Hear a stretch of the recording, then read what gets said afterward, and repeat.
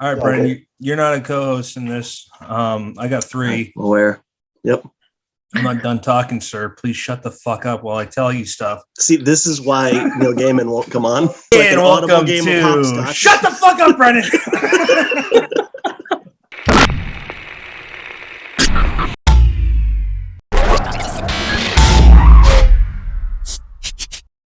Start there. Start the show there.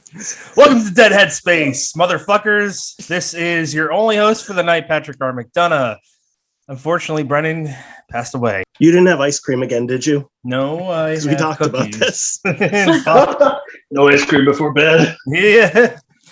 Welcome to Dead Headspace. I'm your only host, Patrick R. McDonough, because Brennan has gone in the guest seat. And I am joined by my three guest hosts. I'll get to you, Brennan, in a second. My three guest hosts, Erica, Robin, say hi. Hello. And do you want to go by Andrew? Do you want to go by Andrew Book Dad, or what would you like to be called, sir? Andrew Robert is cool with me. Okay. Andrew Robert, he is the founder of Darklit, and we'll get into that later. And welcome, Andrew. Say hi, man. Hey, how's it going? Thanks for having me. Yes, sir. And of course, Tyler Jones. Say hello, Tyler. Hello. Today we're joined by the author of Noose. That is a Western. We'll go into what that is. Try to avoid spoilers.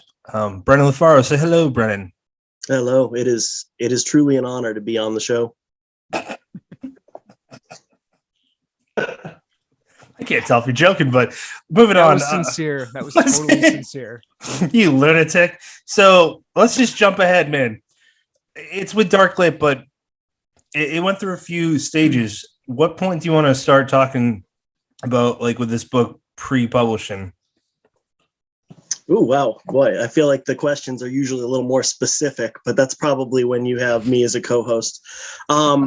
So let's start at Genesis. I talked a little bit about this lately in a article that Andrew was kind enough to send out in the Darklit newsletter, but this whole thing came around. I can put a little credit on Death's Head Press, their line of splatter westerns, which have been so much fun to read. There's a lot of really good ones in that series.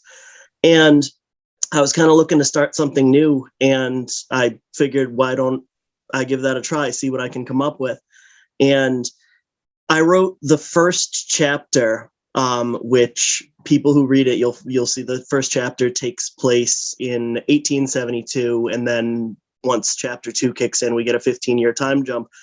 But I wrote that chapter and I just kind of sat with it for like maybe 4 or 5 months. And then I fired the rest of the book out in about 3 or 4 weeks. And it was one of the, I don't want to say an easy experience. I have yet to write a book that was an easy experience, but the words just kept coming. The story kept coming, and there was minimal, what the hell am I doing isms. Mm-hmm.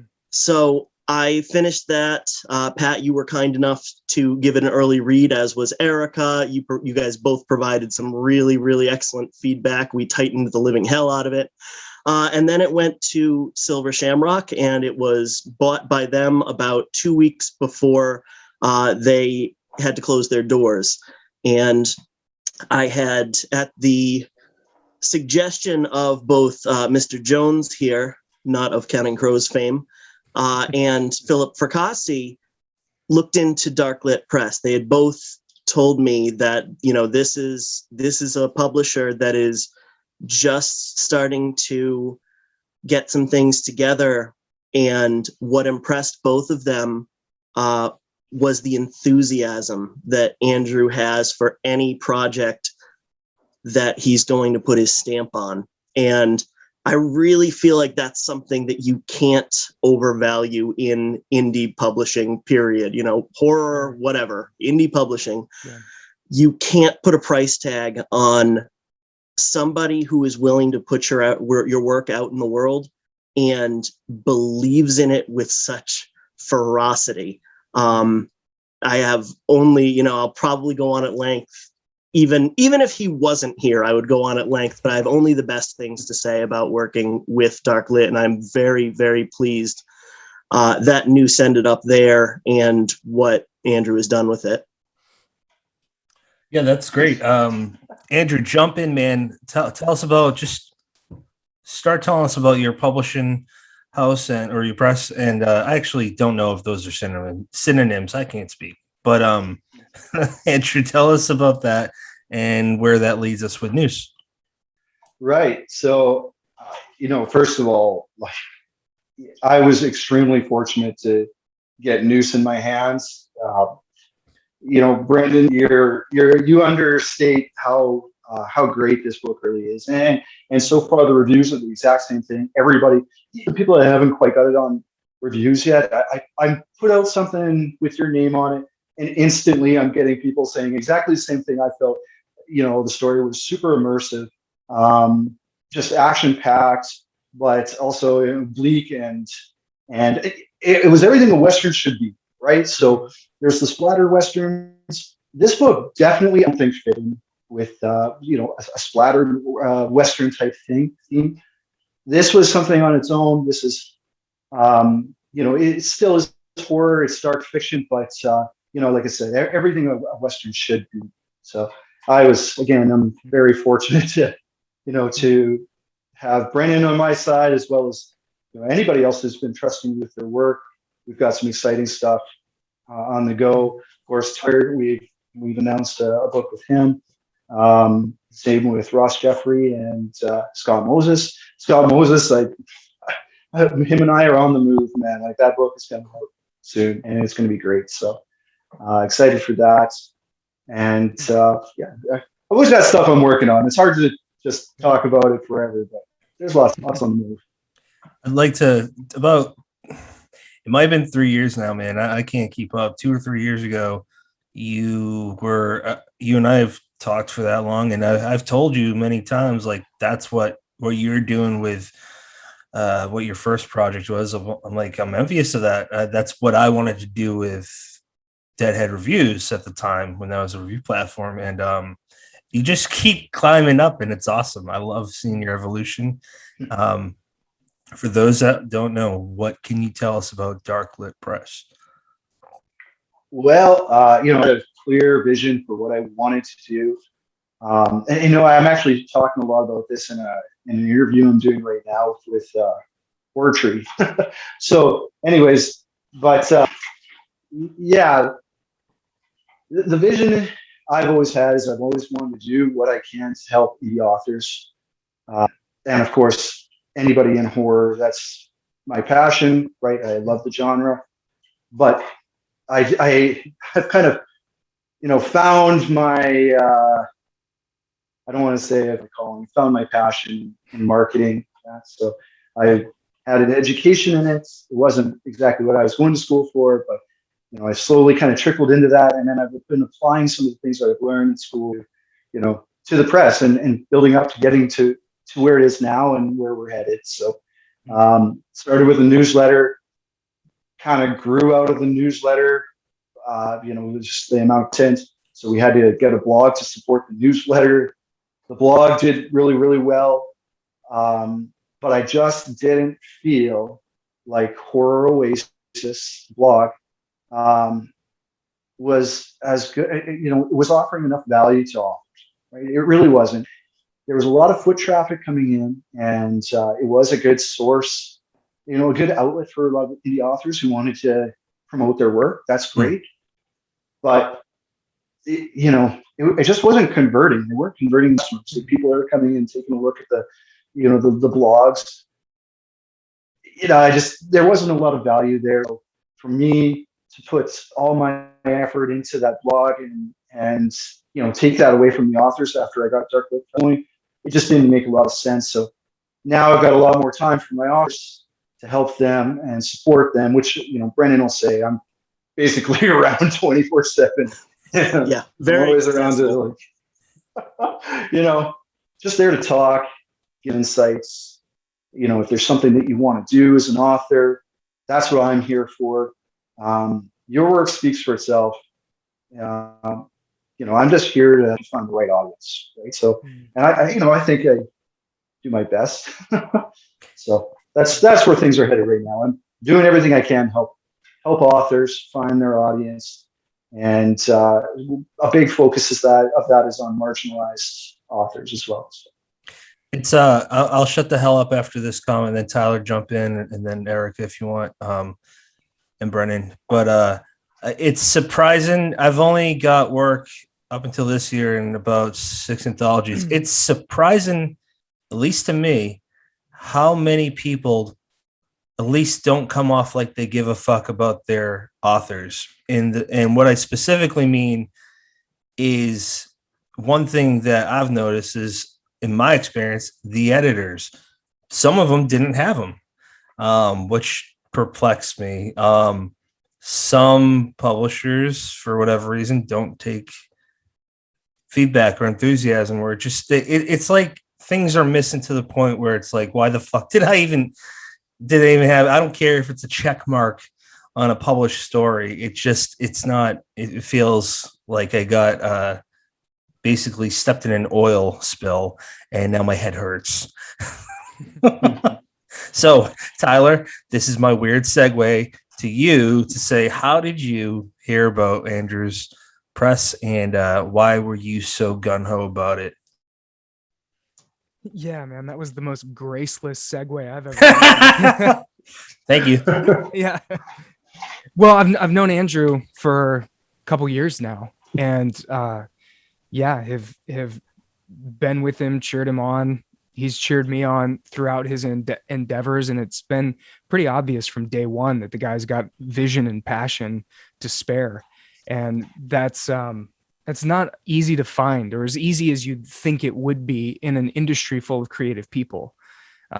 Sometimes creativity can be pretty like a shotgun. It just kind of blasts everywhere. But Andrew's always been very, very focused in what he does. And so when he started a press, it just seemed like the obvious thing that he should do, because it seems like the convergence of all his skills, his passion, his energy, it gives it a focus and a place to achieve maximum effect.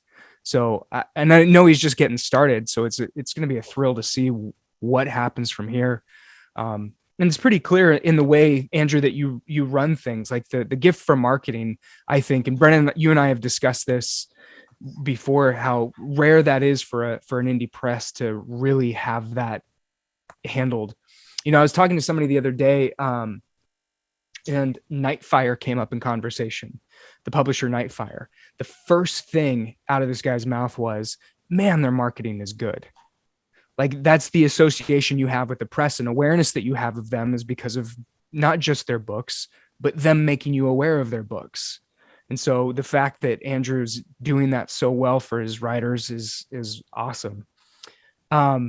So to Brennan's book, something I wanted to mention, you talked about how quickly you wrote it. So I guess it's a 2-part question.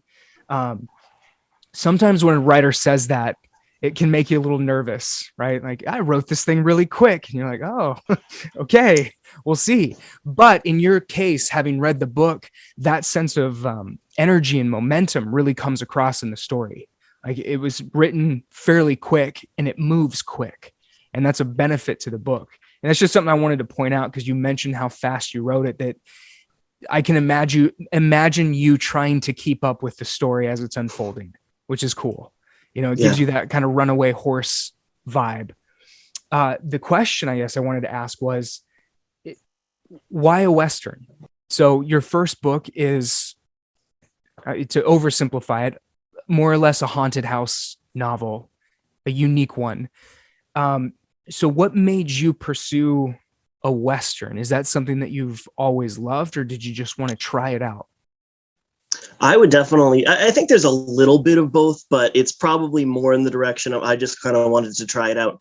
You know, I mentioned that I'm a big fan of the Death's Head press books, and Andrew was kind enough to throw out there that this book started out with the idea of leaning into the splatter stuff. You know, the first chapter, it doesn't shy away from it, and there's definitely some parts in there that are more gruesome than, you know, if somebody's only read Slattery Falls, it's not that gruesome a book. It's you know, more, I don't know if I'd go with psychological, but it's creepier than anything else.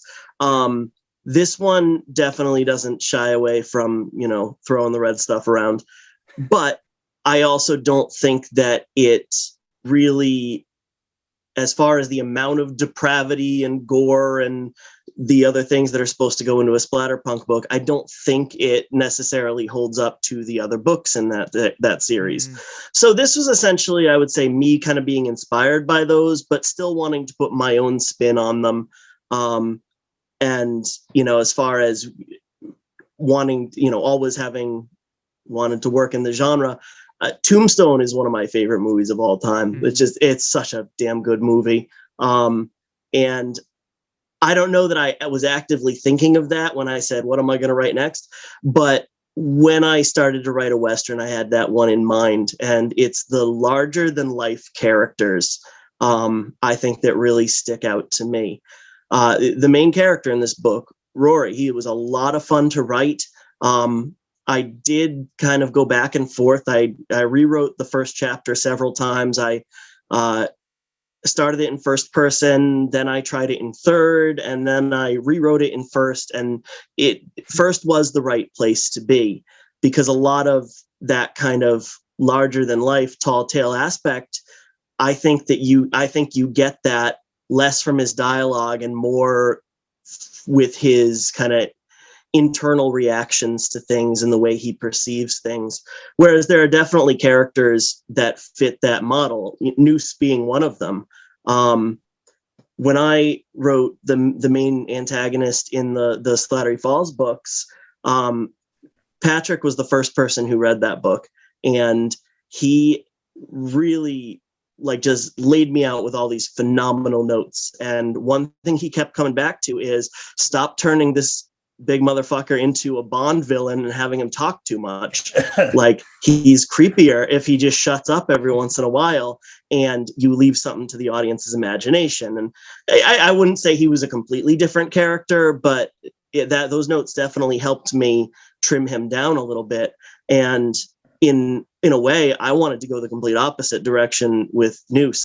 Noose, speaking of him being a larger than life character, while reading the book, he made me think of Jaws, of the shark that we only see because of the dock moving or the barrels that are floating along the surface. There's these constant suggestions of the shark, but so the shark is constantly present but not necessarily seen. And I felt that way with Noose. That's a good way to put it. Well, and I think you and I have talked about this, but one of the reasons that I kind of went back and forth at the beginning on should this be in first person or should this be in third, I really only wanted to move it to third person so that I could check in on Noose and see what he was doing. And in the long run, I think it works better for us having no idea, what he's up to, where he is, what he's up to, what he's thinking, nothing. We kind of have to take Rory's best guess for it and fill in the rest ourselves. And I'm, I don't want to be so arrogant as to say, and that's why it works. But when reading it back, for you, because that's why it works. Okay. Because, going through the editing process and doing the formatting and this, that, and the other thing, I read this book 10 times in the last couple months. And for me as a reader, detached from my own work, I think that worked. Yeah, definitely. Erica, jump in. What are your thoughts on this? Yeah, so just from the splatter, oh my gosh, I'm so sorry. I've had a migraine for 3 days, so I may slur a little bit. Okay. The splatter Western focus, I actually was looking through my closet before we jumped on recording, and I was like, okay, what is the bloodiest shirt I have? And I keep ducking, but it's literally just dead samurais all over it. I know it's not Western, but had to wear something super bloody for you. I really, really loved, because I've read some of those splattered Westerns from Death's Head Press before, and I obviously love those, but yours brings a lot of heart to the story that I really appreciate. So I think that's also just a really good thing to point out to potential readers. You fall in love with your characters very quickly, even if they're bad guys. Thank you. Yeah, and that was important to me. I mean, it seems so cliche and almost unnecessary to say oh, I can't root for characters if I don't care about them, or in the vein of horror, I can't make bad things happen to them if I don't believe the audience will actually care about the stakes and the repercussions. But people say it all the time because it's absolutely true. when somebody shows up in a book and they're one-dimensional and then their head gets pulled off their shoulders. Oh, okay, cool. I'm not invested in it, so it's not going to elicit an emotional reaction. So I mean, I wish I was the type of person who could sit down and outline a book and know everything that was going to happen, but I have to let the characters, I have to get to know who the characters are, and then they figure out what the plot is, because otherwise you end up putting, a square peg in a round hole, trying to lead a character to the plot device you've come up with, and then learning through writing them that they wouldn't make those decisions. So I'm really curious with Noose, and then jump into Slattery Falls with Weeks. Who, if you had to pick, who would you say is more fun to write for? Oh man. I'm going to cheat and say that they're just so different that I don't know. It's hard, man. Cause I've written, I've just finished the first draft of the third Slattery Falls book. I'm plowing through dense ass revisions right now. So I've written so much more of Weeks that seems like the obvious answer, just because I've gotten to spend so much more time with them. But I mean, if we're going strictly off fun, it's got to be Noose. Someone jump in, because I don't want to hog all the air. Andrew.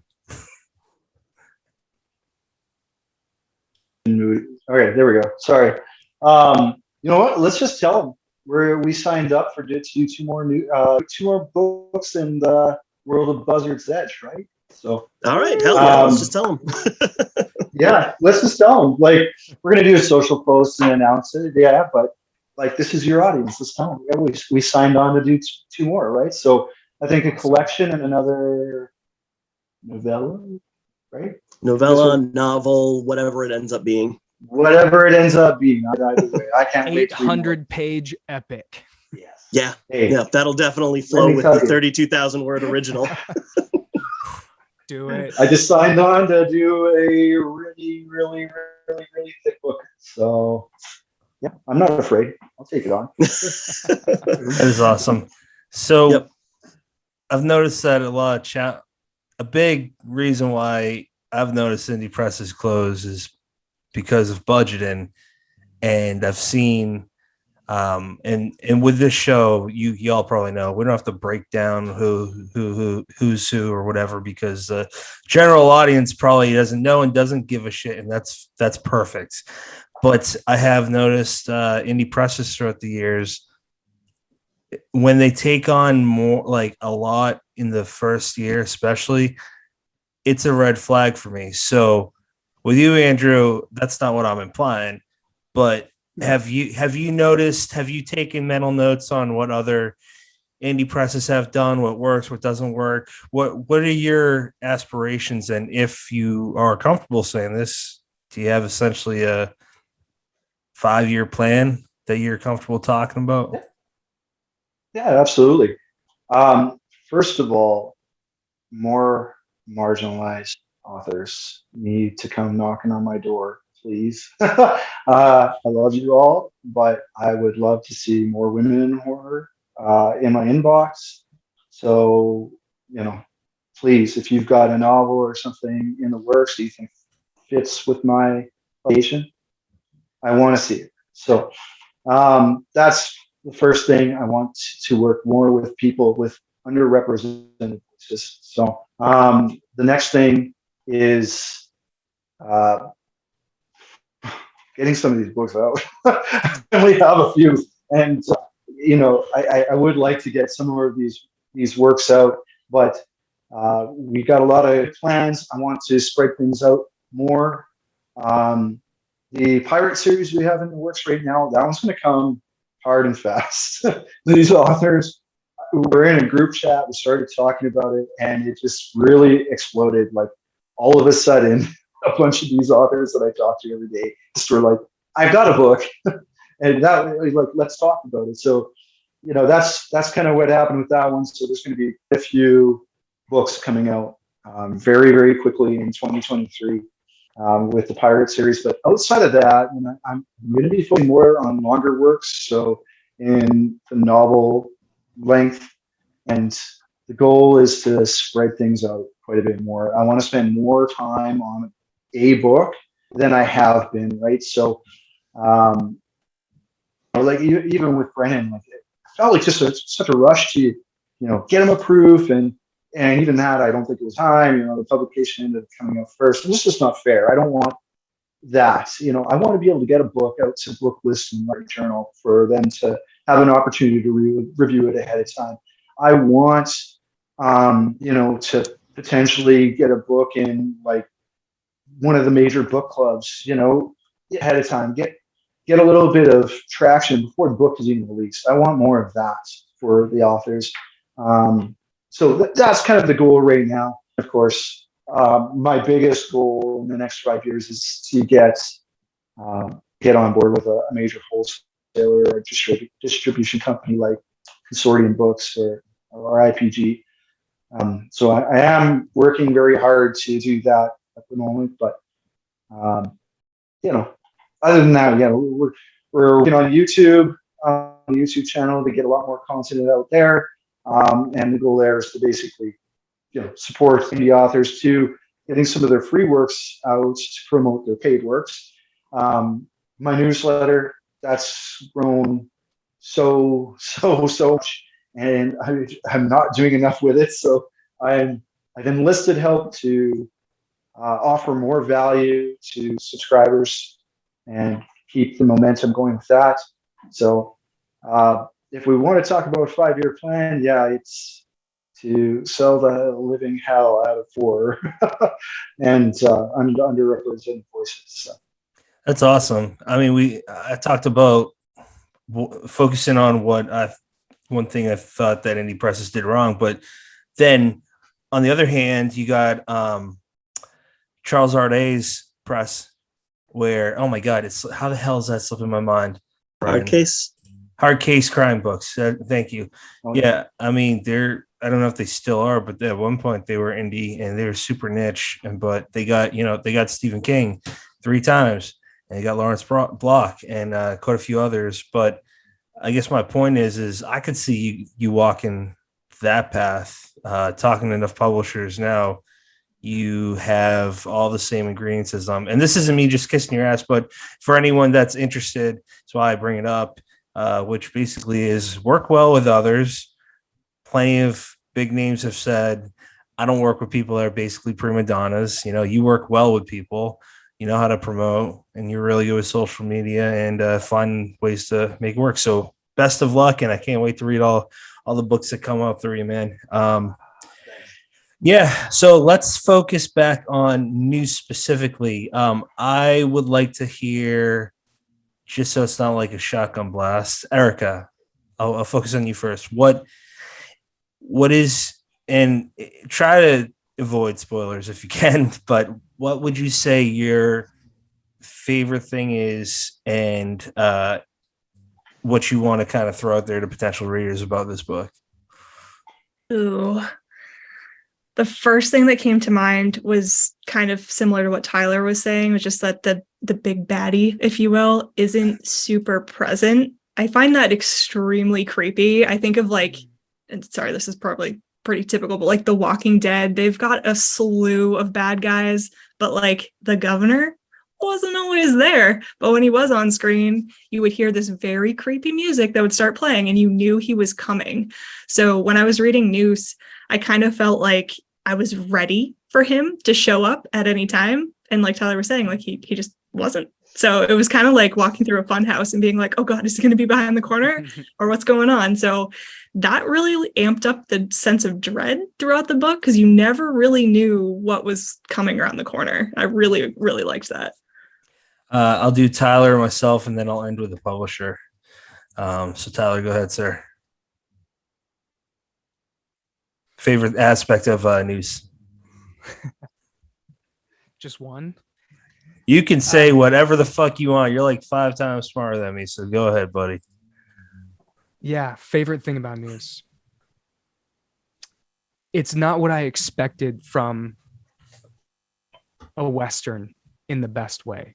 It's everything that you want from a good Western, but it's not what I expected. And maybe that's because we've been really lucky to have the Splatter Punk Westerns or the splatter Westerns. And you've got the weird Westerns, like, Tim Meyer's, what is it? Pterodon Canyon. Is that right? Yeah. So you've got so many, Lansdale's done a lot of fun stuff with Westerns. There's so much that you can do. So it's an interesting time when you open up a book by a writer that writes dark fiction and horror stories to go, okay, what is this is it going to be a splatter? Is it going to be weird? Is it going to be just a straight Western? Who knows? And you somehow manage to take all these elements that exist and make something really unique about it. And that's what I would tell a potential reader. Like, it's unique in that sense. It's not a splatter, but it's not a splatter. It's I gotcha. it's weird too, because I was telling somebody about it the other day, and I described it as an adventure. But then, an adventure, you think of like you're out on a quest, you're going places, but that's not necessarily the case. And yet it feels like an adventure. So it's a really unexpected, I think a fun house is a good way to put it. There's a lot of elements at play. Erica, you mentioned the heart of it, and I think that's worth highlighting as well. And that's something that I loved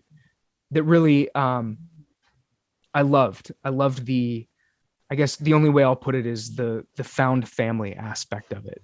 The people that you choose to love and protect sometimes become more family than family. And that was a really cool element of the book. And, we're talking about Noose, this big, larger than life character, and not once have we touched on all the other crazy villains in that book. So even though we're talking about how Noose is not always present, but there's always some danger present, always some really unique assassin. And I loved them all. I mean, I don't want to give too much away, but you know what I mean. Mad. Yeah, and that was fun as hell. One thing I want to touch on before I throw it to Patrick is, you mentioned you tiptoeing around spoilers, the found family element, and that is something that is a part of it that I could talk about for an hour. But I also would love to see readers discover that for themselves rather than know what's going to happen going in. So, so I do appreciate you tiptoeing around, but I also appreciate you pointing that out as a part you particularly enjoyed of the story. Cause that's the beating heart right there. For sure. Absolutely. It's the center of the book, I think. My favorite is definitely when you find Alice. And I'm not sure if you chose that I always think of Alice in Wonderland. And you can make a case that shit's trippy.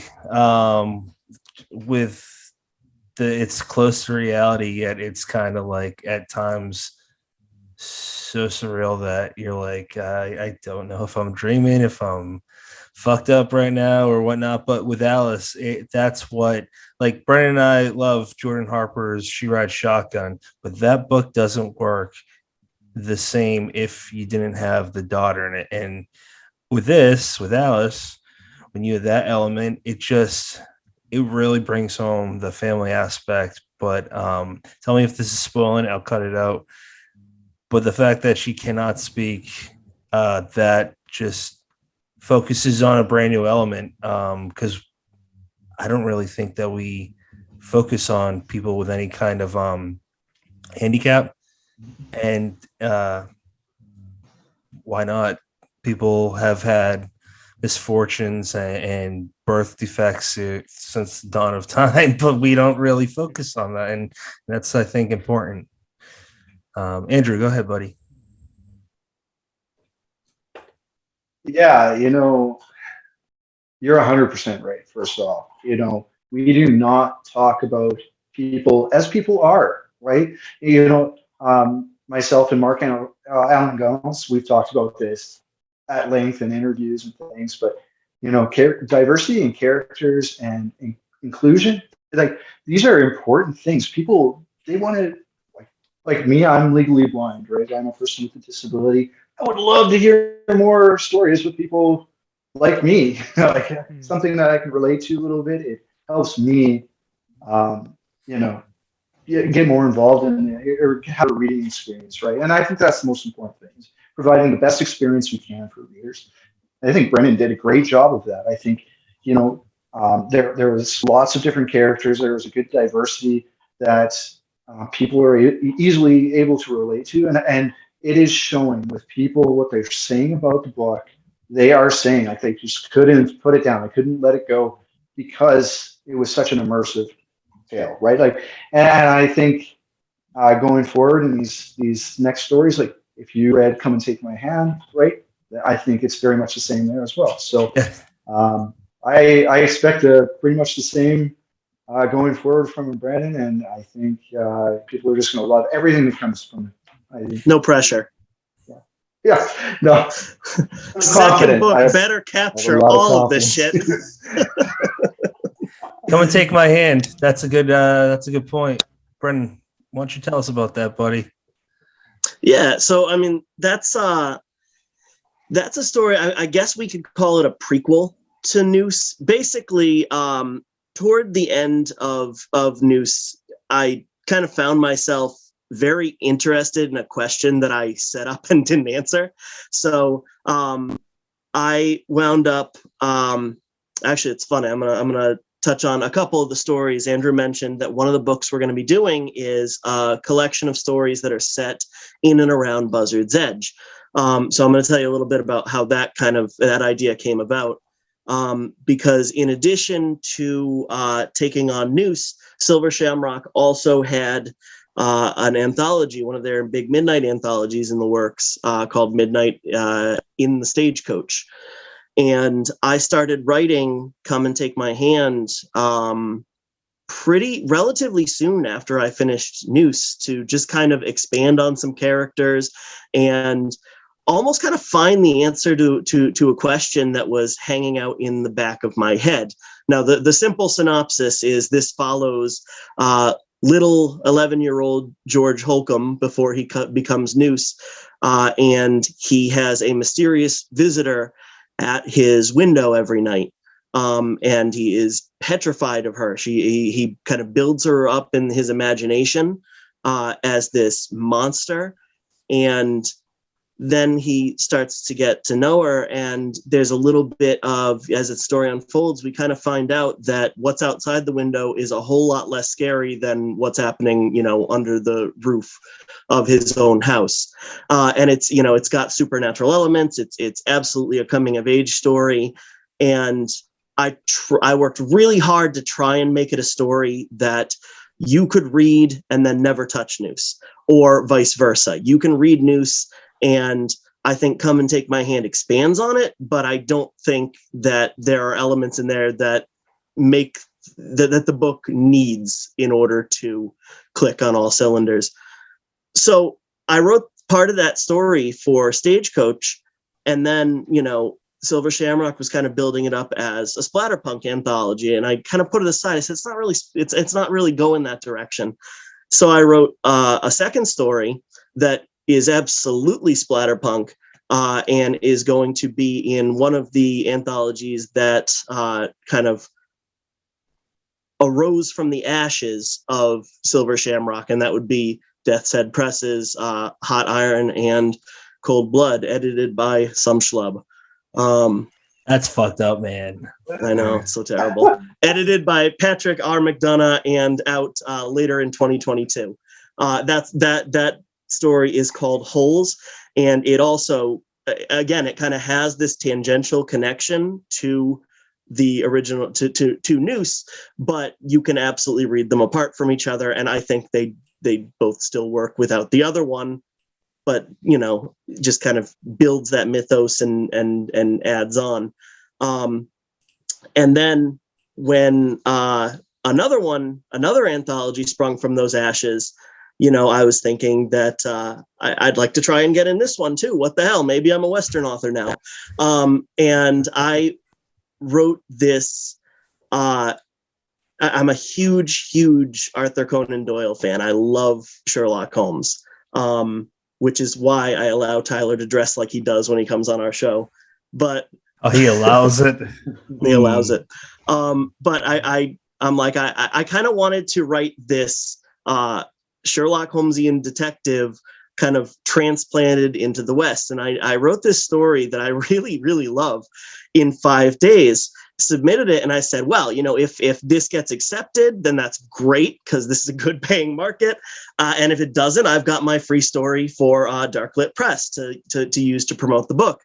And it did get accepted. So then I had to write another one to put out for Andrew. And that was when I revisited Come and Take My Hand. I probably had about 2,000 words into that. I added another 5,500, 6,000 words. It borders on novelette territory, if you believe such things are real. And I have one more story that I wrote just for kicks that I'm hoping to put in that as well. So at the moment, that collection, which we're hoping to put out sometime in early-ish 2024, has 3 stories, and I've already got a few ideas kicking around for some other little dark corners that I want to explore there. I want to hear anything going on in your head right now, Andrew, because your enthusiasm for your writers is it's got this Josh Mallerman effect where it's contagious in the best of ways. So something I like to do is I like to have options available to authors with very little pressure. So don't get me wrong. I gave Brennan the option to write something for me that I can give away for free to try to find an audience ahead of time, or even just give some longevity to the release, right? So something that I like to do is I use the free story, that the author gives me, and I ask them to try to write it surrounding the paid works that we're working on, right? But essentially, what we're doing is we're offering something up for free to us that will hopefully entice them to want to buy the book, right? And we'll get that out various means. And I am actually expanding on this because the results have been just so great. I'm excited to bring what I call the little free library of horrors to my website when I decide to finish it sometime in this decade. But it's just a place for you to go to try something from our writers, right? So Laura Gisselson, they've got something out right now with me called Toothworms. It's actually been narrated as well by Nick Bouchard for YouTube, which I can't say amazing things about Nick. He's available on ACX, so if you guys are looking for a narrator, make sure you hit him up. And if you want to check out his work, check it out on the Darklit YouTube page. So anyways, we're expanding on this freebie offer. So if there's any readers out there that want to try out, some of the various authors that I'm representing, you can just click the link in any of my bios on any of my social pages, just Darklit's everywhere. And just go to the little free library of horrors and grab it. So I think we've got 6 works in there right now. I've brought it up to Tyler, no pressure. And I think Ross Jeffrey, he's working on something for me for his publication with it. It's coming out later this year, or I guess early 2023. And some other people I'm not gonna mention here, but very soon we're gonna announce 3 authors I signed that have some really, the books are very, very, very, very exciting. So that is awesome. Cool. Yeah, you keep mentioning your YouTube page. I was going to wait until the end, and I will ask again. But what do people look up to get on that YouTube page? Oh, like, are you asking if people can submit, or if just where to find it? Just for like subscribing to your page, because I'm definitely doing that. Yeah, but... sure. Well, it's probably best just to search at Darklit Press right now. I'm still, that's not true. I think it's Darklit Horror. because Darklit Preps was gone already. I don't know how. I'll Anyways, sell it back to you for $100. probably some guy out there saw I was working on something, you know. Anyways, so I haven't gotten that 1,000 subscriber mark. Awesome. Maybe the folks listening could, you know, help a guy. If I get to that 1,000, I can have Darklit, whatever I want. So easier to find me. Oh, Anyways, that's how you get your URL. Actually, I didn't know that. yeah. So you gotta have 1,000 subscribers, and I think I'm shy. I'm like at 800 or something. So I would like to get that soon. You beat us, man. I'm just not good at advertising on YouTube, apparently. But so I forgot the title. I should have not when I'm asking this question, but there is this one for Darklit that it had just it looked like something out of an 80s body horror film. The cover looked like this big creature that kind of looked like it had the skin of pink gum. Does that ring a bell? That's Laura's book, yeah. Tell us about that, man. Lore is the best. Okay. They are connoisseurs of body horror. So if you're looking for a little bit of something gross, they have a book in the Little Free Library of Horrors. It's also narrated, coming to YouTube. Hell, maybe tonight. But it is narrated. It's ready to go. And actually, to be honest, you could probably get the narration at the Little Free Library of Horrors too, if you want that. Anyways, it's ready to go. If you want to read something that is going to gross you out, and it just gives you the best sense of Laura's writing for their upcoming book, Inside Out, which is coming out October 10th, and it is awesome. People are going to really love that one. So it's a little gross, little splatter, little bit of everything, but very a lot of body horror. Inside Out by Laura Gislason. Is that how you say it? Gislason. Okay. Gislason. Yeah. I'm glad I asked. Yeah, that they're gonna hate me, but is that wrong? That's one of those covers where I'm like, I don't know if it's good or bad content in there. Like, I don't know if it'll hit me, but I want to buy it anyways because that cover is fucking awesome.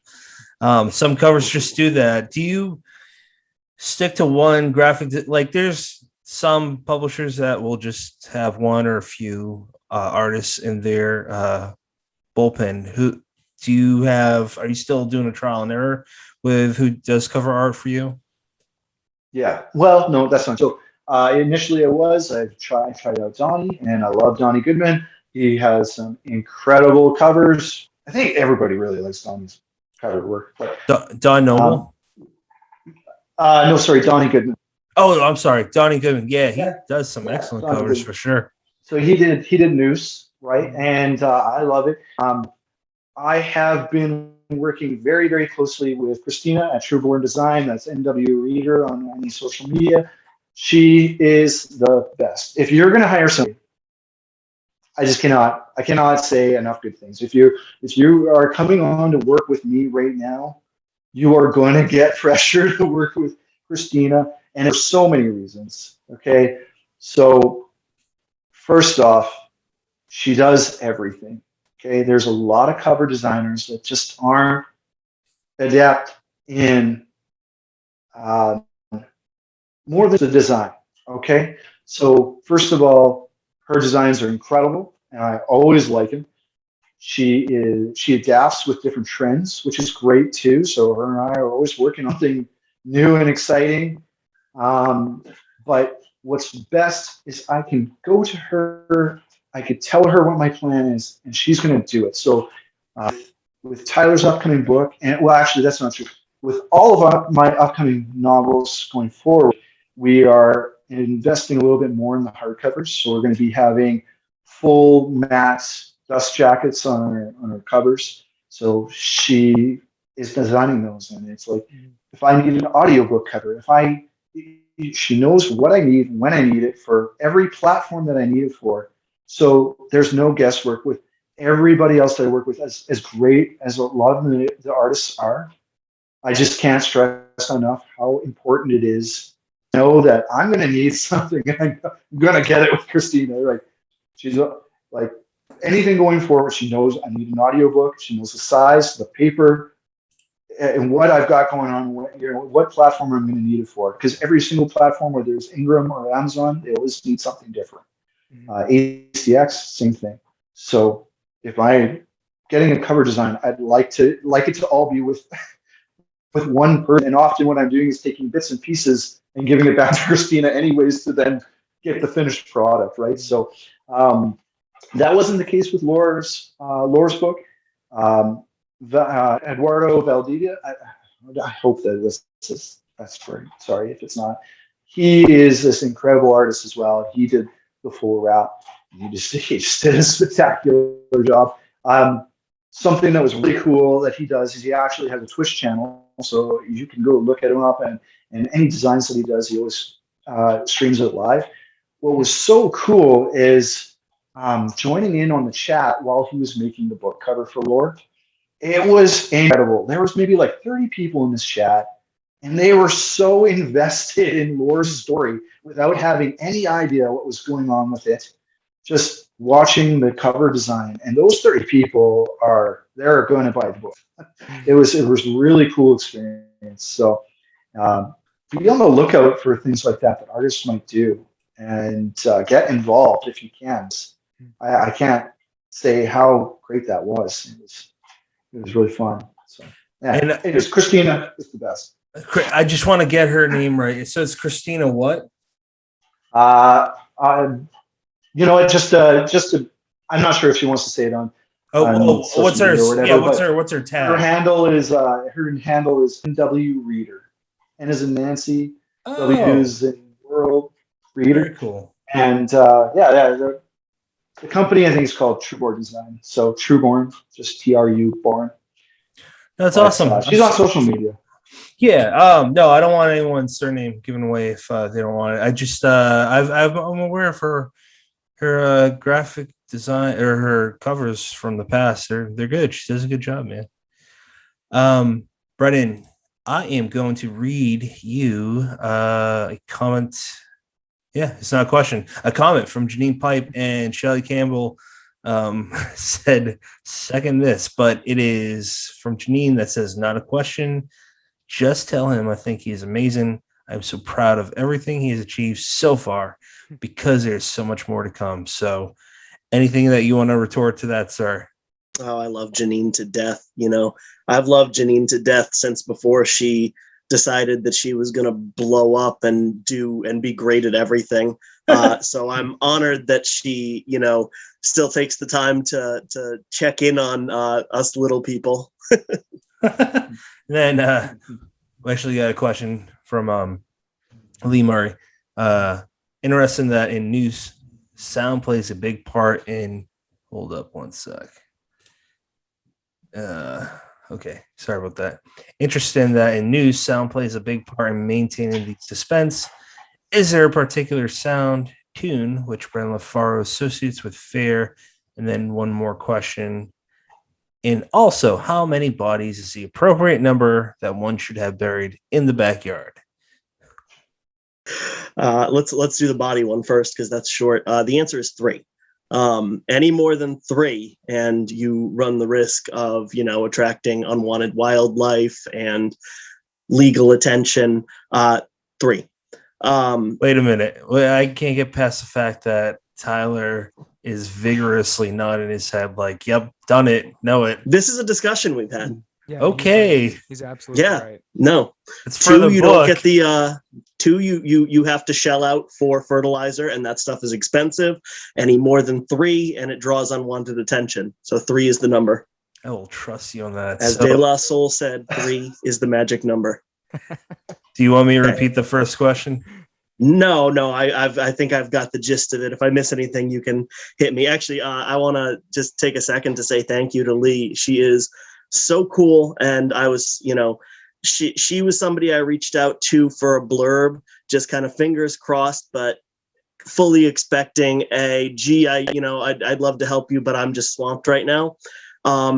And I think she wrote back an email within 10 minutes saying, oh, I'm about to go to bed and I need something to read. Send it right now. And sure enough, she read it in a couple days and had me a blurb, middle of the next week. And when we get to credit, Lee Murray, USA Today best-selling author, like that's a fun one to print in your book. And she said the kindest things. And I mean, even to the extent where she's continuing to talk about it online. She did a live stream with Tim Meyer, Ken Kane, Philip Fracassi, and Sina Palayo about an anthology they're all doing together. And she's talking about the book, which I thought that was just so cool. But as far as what sounds I associate with fear, was that the question? Sounds and tunes. You don't know what the question is, do you? Oh, I thought you wanted me to just fill in those few words. So interesting that in Noose, sound plays a big part in maintaining the suspense. Is there a particular sound or tune which Brennan LaFaro associates with fear? I didn't know it. I don't know about tune. I mean, that's going into soundtrack. And I know a lot of writers like to put on like horror movie soundtracks when they write. I need quiet. I can't focus if I have music, lyrical or instrumental. But as far as sounds, call it a cop-out answer, but it's just got to be something out of the ordinary. That's what I look to put in there. An example I can think of from the book is there's a point where Rory is in a house that is abandoned. And he's kind of daydreaming, kind of reminiscing, remembering, things from his childhood. And, he's in his imagination, he's got, characters walking down the stairs. He's got memories walking down the stairs. And then he kind of snaps out of it and realizes that the footsteps he's hearing aren't from his daydream. And I think that's kind of a pinnacle example of a creepy sound. Footsteps on their own, not creepy. Footsteps coming from above your head in a house that you know to be abandoned. It's all about context, really. Horror is so based on violated trust. I mean, so much of what scares us is things that are just slightly off kilter, things that shouldn't be. So when I'm thinking, sound in, creepy sounds, yeah, I mean, you can go with the stereotypical, like, creaky door or wind blowing through the branches or whatever it is. But I think the biggest tension builders are things that are either blatantly out of place, again, like footsteps in an abandoned house, or things that are just enough to just off enough to make you stop and question, should that be happening? But I think you can very effectively use sound in writing, just kind of going down that path. Sure. Absolutely. Can I touch on something real quick too? I was just going to jump in. Talking about sound and Noose, I'd like to throw out that Noose is being narrated now for audiobooks. So keep on the lookout for that by Rain Corbin, who is going to do an amazing job. So I think he's halfway through already. So anyways. Very cool. So that's interesting too, because audiobooks, again, I hate to sound like I'm just being negative here, but it doesn't seem like quite a few indie presses are tapping into that. And just wondering, man, is that in your opinion, Andrew, is that maybe a financial thing, or is that just maybe too much? Yeah. Okay. So I've got some feelings about this. Well, when it comes to audiobooks, first of all, any means necessary, let's do them. Why shouldn't you? In my situation, I don't have the funds. I don't have the funds up front to pay for full production. So I actually go on a royalty split with narrators. So they take a chance on me, and we do our best to promote the living hell out of it. Thomas Gloom and I started out doing that. He is incredible, and he does a great job of promoting too. So it's not money, but it is about providing another way of getting that story in other readers' hands, readers that you might not normally reach, right? So you're going to build up some extra reviews. You're going to find people who are able to listen to audiobook but can't get to the book, right? Or get to reading it physically. So why shouldn't we offer that to readers, right? We want to accommodate them as much as possible. You know, we want to deliver that story, and it shouldn't always be about money. It would be great to be able to afford full production. It's just not for a lot of people, but there is a lot of narrators, a lot of hungry narrators who are willing to work off of royalty split. And if you can find that that fits the story, you should 100% do that for your readers. Sure. Yeah, I agree. I mean, I've read a total of 0 physical books this year. And I mean, Brennan has been my shoulder for my friends to talk to about this, but it might be ADHD and something else. I'm still figuring stuff out right now, but I don't know what it is. I'm excited, but I've been getting through audiobooks and text to speech for digital books, and I can absorb it that way. So I love buying them. I love collecting them. I've been able to read plenty in the past, but so for as an example, as to a type of reader that you may not think that because like my vision's fine, but it's a mental thing. So I think that's great. I think that's awesome. And Brennan, for you, this will be your first audiobook, right? It will be. And I totally agree with Andrew. It's, you know, it taps into a market that you might not get to otherwise. You know, Patrick, you're a good example of it. If you want to read a book for pleasure and it's not available in audiobook, there's a fair chance that you're pushing that off to the bottom of your pile and maybe not getting to it at all. If there is a feasible way to do them, which again, it sounds like Andrew has kind of found that, I think it's great. It's just one more opportunity to get books in hands that they might otherwise miss. Sure. We'll get to the part where we start asking the outro questions now, which is currently reading. Brennan, I'll save you for last. I would like to start with Andrew. What are you currently reading, sir? I actually have to start something new tonight. I just finished a manuscript by I will not name, but it was rad as hell, and I am excited to publish it. But other than that, you know, I don't know what I'm going to be reading tonight. Actually, I've kind of been off and on. Don't judge me. I've been off and on reading Stephen King, listening to it on audiobook, and while I'm at work. So I've been off and on with that. I've been off and on the audiobook as well for Fear by Ronald Kelly, which Yay! Loving that as well. Yeah. so loving that. Anything by Ronald Kelly. Okay, come on. He's the best. He's the best. So, you know, I do have another manuscript I should probably get to tonight. But I don't know.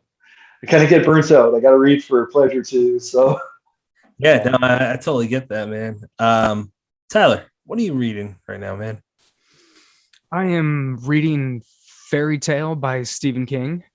How is it? In your opinion, how is it? I haven't read it. I'm loving it, man. I'm loving it. It's got such a good heart. And he's just such a incredible storyteller. He just really sucks you in, the characters. You're there. It's a book you kind of live in, and it's a blast. It's just, yeah. I'm only about a quarter of the way through right now, but I'm invested. And I've also been rereading Philip Fracasse's book, Boys in the Valley. Nice. It was one of those books that I read in an advanced copy. So gosh, it's been about a year. And often with books, I read them once and I experience them, and then I have to revisit them to pop the hood and figure out what the writer's doing, why it worked so well, you know, why it got under my skin, what was suspenseful, character development, all that stuff. So I've been trying to reverse engineer that one a little bit. That's interesting. Erica. I am between books again. I just finished The Deep by Alma Katsu. And I have no idea if I just pronounced her last name right. You did. Awesome. Thank you. That book was incredible. I'm like terrified of the whole event of the Titanic sinking to begin with. So I went into that one kind of dreading it a little bit because I was like, I don't know. I can barely watch that movie. I know it's based on a true thing. I can't deal with it very well. You know how it ends.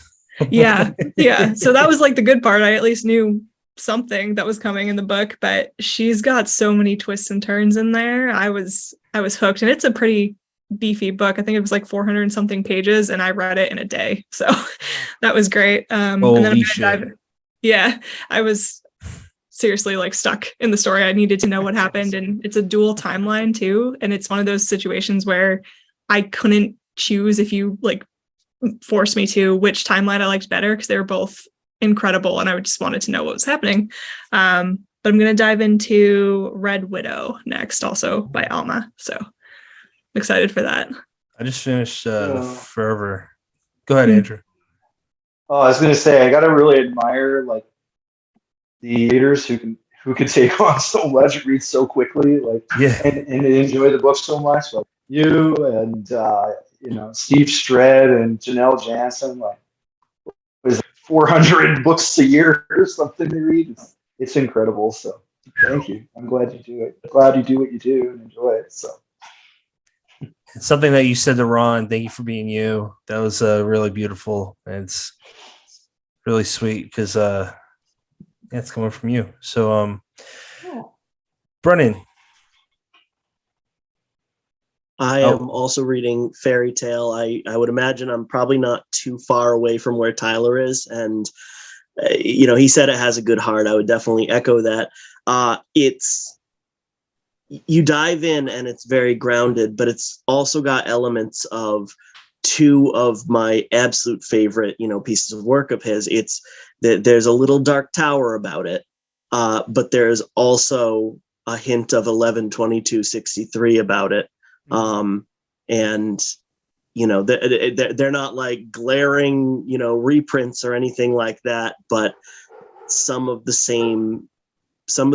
familiar notions in there that people who really love those books and have read them 3, 4, 5 times are going to pick up on. It's really good. I like every King book. I really do. Even Billy Summers that got slammed last year by a lot of people. I had a good time with that. I thought it was good. This is the most I've enjoyed one of his new books in a while, though. I am also reading Hell Hath No Fury, Like a Woman Haunted by R.J. Joseph, who is a phenomenal writer in general, but in this case, short fiction writer. Every single one of the stories, and they're all relatively short, they span from like 4 pages to like 15 tops. It just feels like every single one of them, its purpose is to just like scratch the skin off of you. They're brutal.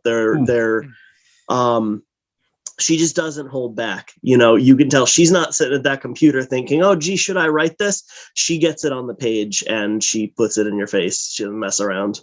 And I also am about a quarter of the way through Grady Hendrix's new one, How to Sell a Haunted House, which I'm enjoying. I will say it has a lot more puppetry than I expected.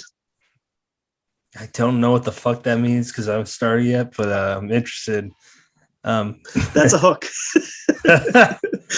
Okay. Read it to find out what the hell I'm talking about. So I don't know if this is reverse, but this is Mercedes Yardley's Darling.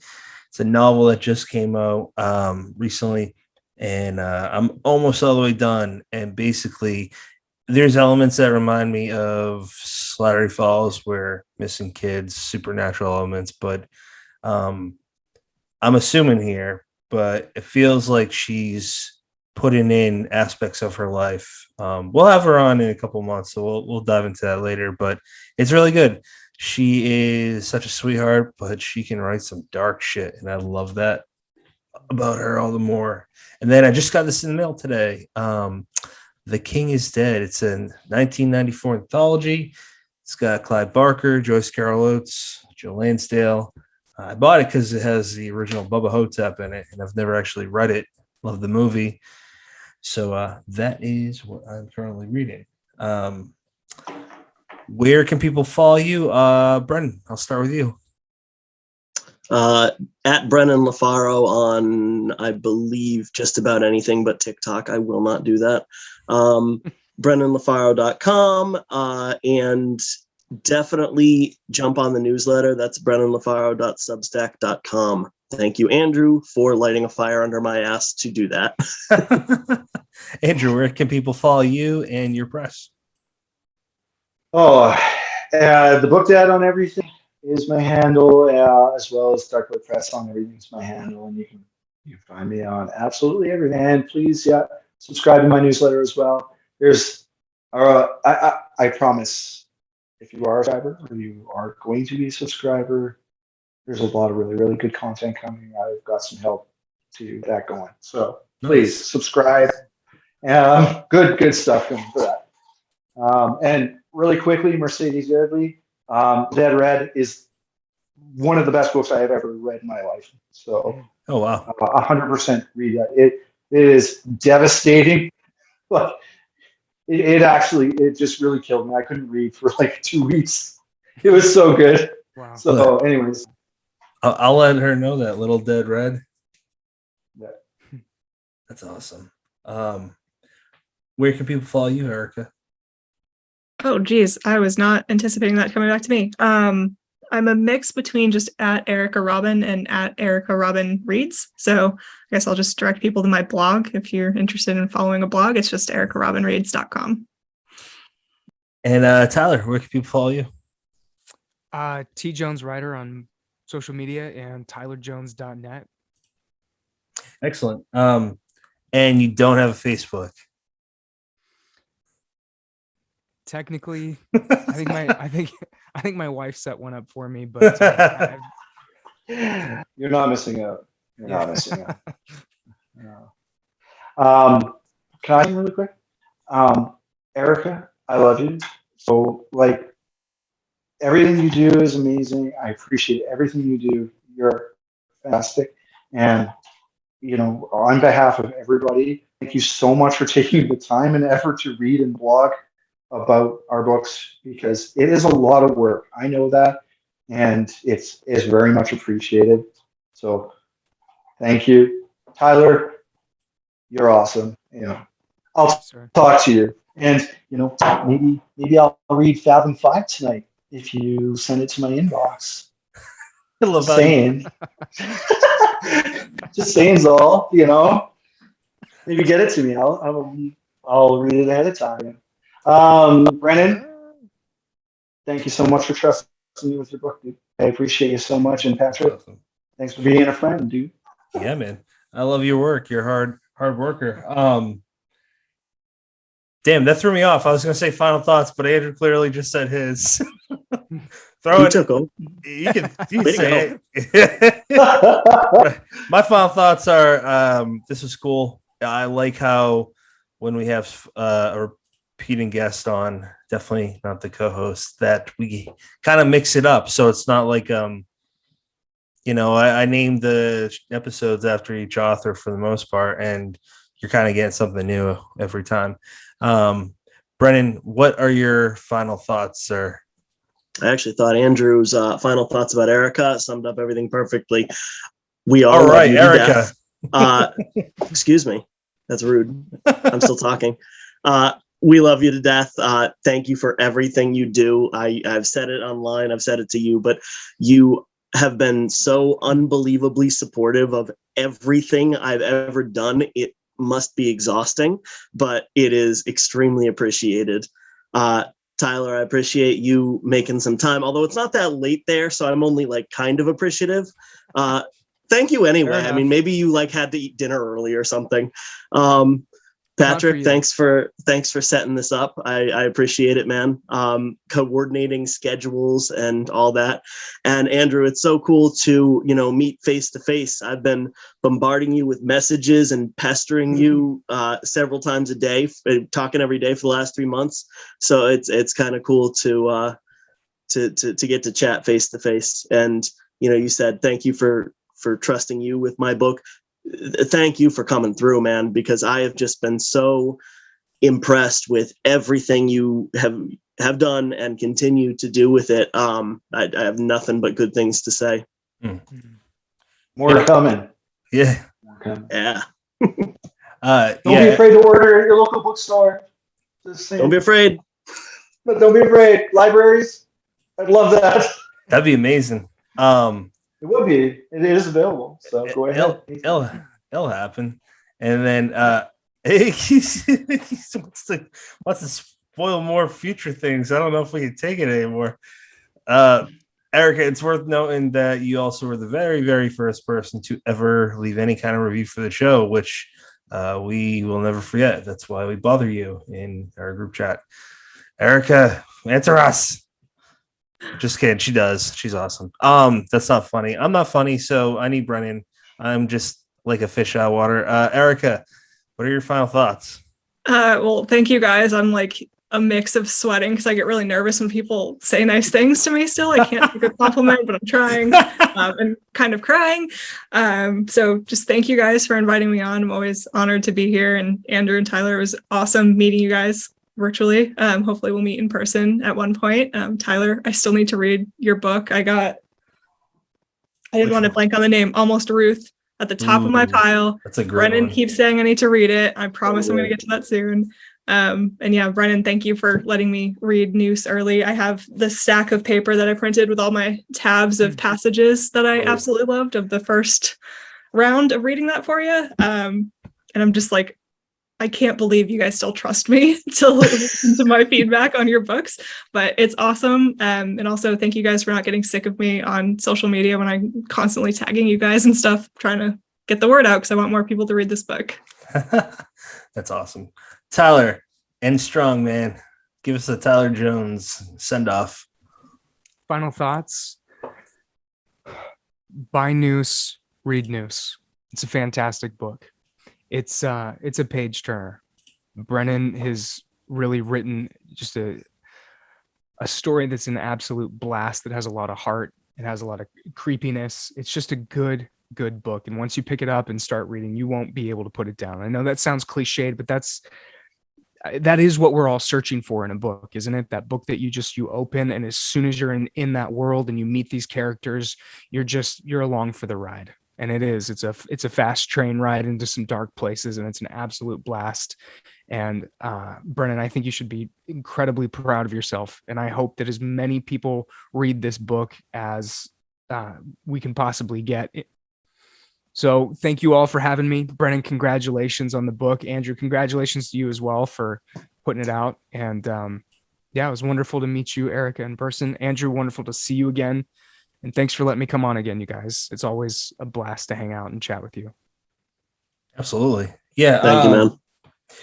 Next episode is 163 with Wiley Young. Speaking of splatter westerns, he started it all off with Death Head Press, Magpie Coffin, which is just So good. really fucking good. And he will be joined by Lucas Milliron. So I don't know what to expect with those two, but it's going to be silly. So as always, everybody, thank you for joining us. You made choice in podcasts. You know, if you listen to a lot, you know the right order I say those words in. So have a good night. Thanks, guys. Good night.